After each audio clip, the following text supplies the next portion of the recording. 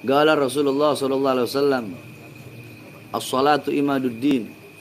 Rasulullah sallallahu alaihi wasallam bersabda bahwasanya salat itu adalah tiangnya agama. Berarti rubuhnya agama seseorang itu karena salat. Baik buruknya, as-salatu ra'sul ibadah. Salat itu adalah kepalanya ibadah. Kepala daripada ibadah. Salat itu yakni ra'sul, yakni kepala ini ra'sul jawarih.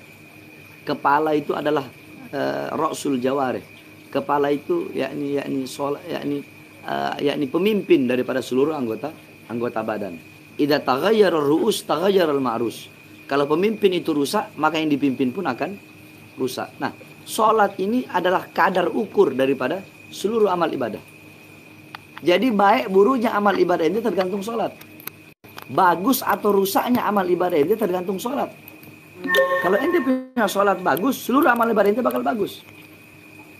Kalau salat ente rusak, seluruh amal ibadah ente bakal rusak.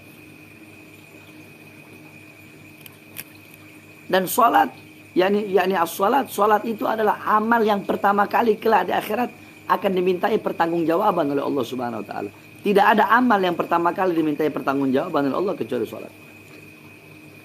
Jaga kau punya salat. Sebab salat itu yang akan menjadikan baik buruknya amal ibadahmu. Yakni ketergantunganmu, keselamatanmu dunia dan akhirat semuanya tergantung daripada engkau punya salat. Kau punya salat bagus, kau punya salat bagus seluruh amal ibadah. Ya, tidak ada alasan bagimu untuk tidak meninggalkan salat. Tidak ada alasan bagimu untuk meninggalkan salat, tidak ada. Tidak ada alasan apapun untuk meninggalkan salat, tidak ada. Oh beb, anak nggak bisa salat awal waktu. Nggak bisa salat awal waktu, salat pertengahan waktu.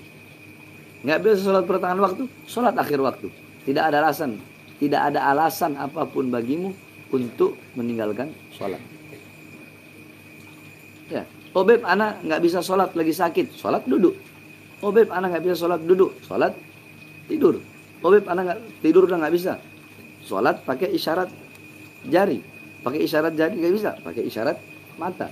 Pakai isyarat mata nggak bisa, pakai isyarat hati. Isyarat hati nggak bisa, ya udah, orang mau mati disolatin.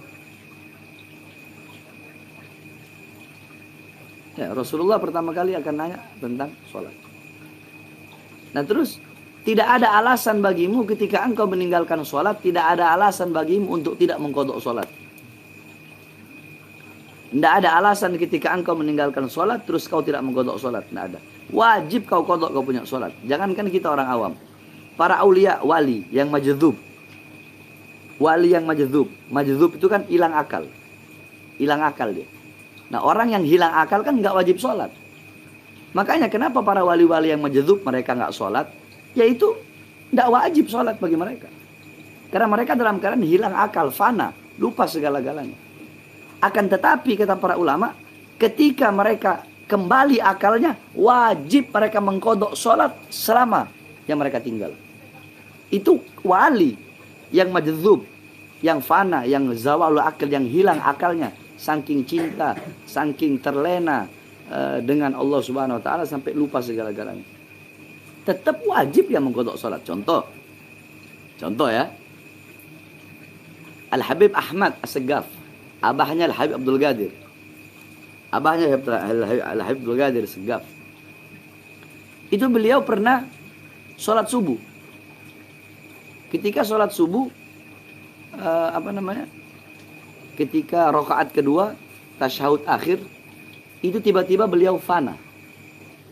Jadi lagi tasyahud akhir gini, tiba-tiba fana, diam, lupa segala-galanya. Saking nikmat berhadapan dengan Allah. Fananya bukan semenit, 2 menit, sejam, 2 jam, 3 jam, bukan. 40 hari dalam keadaan begini. Ketika udah selesai 40 hari baru sadar. Astagfirullah.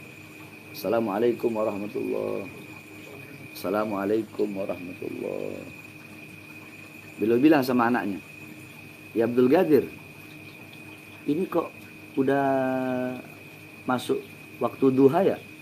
Jadi beliau nyangka kelewatannya itu hanya beberapa jam.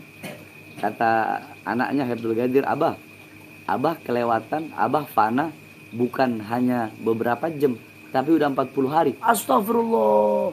Akhirnya apa? Beliau mengkodok sholat selama 40 hari tersebut. Padahal beliau ya 40 hari itu dalam keadaan fana, tasyahud akhir sholat subuh.